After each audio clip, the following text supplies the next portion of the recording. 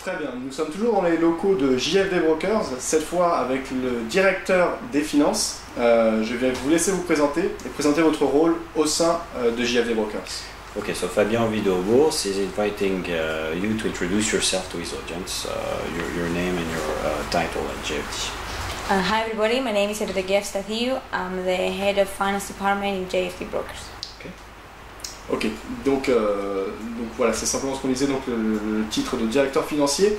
Alors, au sein d'un courtier, quel est le rôle d'un directeur financier? On s'en doute bien, mais est-ce qu'on peut préciser par rapport à JFD plus spécifiquement? Okay, so what are the specificities of your role within JFD? What are the differences if you would compare your role in the other companies you've been working with and JFD? It's very easy to say that because in JFD Brokers the difference is the model of the company is an agency model, not market making. And although in the previous companies I used to work, That you could quote? yes, Yeah. and we used to deal with larger budgets, but here the aim of the company is to deal directly with the clients and trying to reduce any fees for them and make the prices more approachable and less costing. Ok, donc il nous expliquait qu'effectivement c'est assez simple à décrire, c'est-à-dire que étant donné le modèle en fait de JFD, qui est un modèle d'agence, finalement les revenus de la société ou les marges sont pas du tout les mêmes, étant donné qu'on ne génère pas de profit sur les pertes clients, uniquement sur la commission.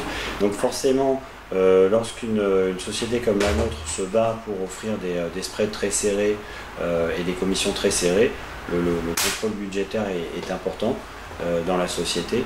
Et voilà, son travail est de permettre finalement à la société de tenir ses engagements par rapport aux clients avec ce contrôle-là. Et elle a travaillé dans des sociétés qui étaient beaucoup plus, disons, anciennes que JFD. Je lui ai demandé si elle pouvait les citer. Voilà. Il s'agit d'Alpari, de Forex Time. Et c'est vrai que les budgets n'étaient pas du tout les mêmes, le contrôle budgétaire n'était pas du tout les mêmes. Donc c'est vraiment très très différent. Ok, très bien. Justement, même question, c'est-à-dire, dans le futur, est-ce que vous continuez à travailler sur ce même type de modèle et est-ce qu'on va voir des innovations supplémentaires ou est-ce que le modèle est suffisamment abouti pour continuer à travailler sur cette même lancée, que ce soit au niveau donc des revenus, donc là qui actuellement se compose uniquement des commissions. Vous avez un autre aspect qui est la gestion de fonds. Tout à fait. C'est deux modèles principaux qui sont source de revenus et qui sont... la gestion opère de la même façon. Hein. C'est sur la performance, sur le volume. Donc c'est toujours indexé finalement au volume que va générer le client, au volume que vont générer aussi les algorithmes, les stratégies de gestion. Parce que on va contrôler non seulement la gestion, mais aussi l'exécution, la liquidité. Et c'est ce qui fait la complémentarité, par exemple, de l'offre de gestion et de l'offre de courtage, qui vont l'un dans l'autre. C'est-à-dire que typiquement, tu peux avoir la meilleure stratégie si elle n'est pas exécutée, ou si elle n'est pas exécutable, ça ne sert à rien.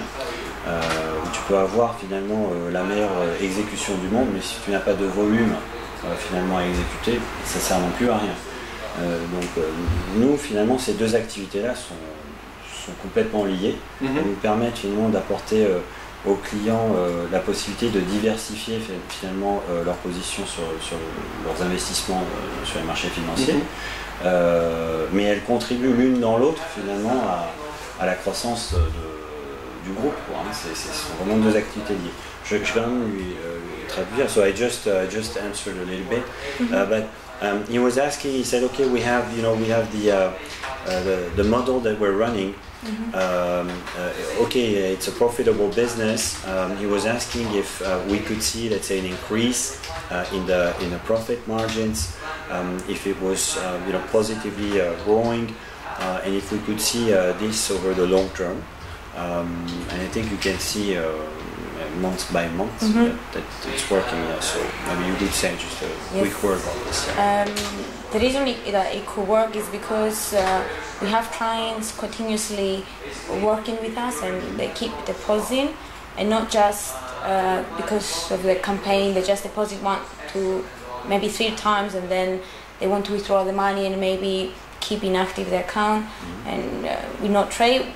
The difference with us is because the clients are long term with us. This makes the company different from other companies and quite profitable. Ok, donc elle nous a expliqué qu'effectivement il y a une différence au niveau de la clientèle de la société.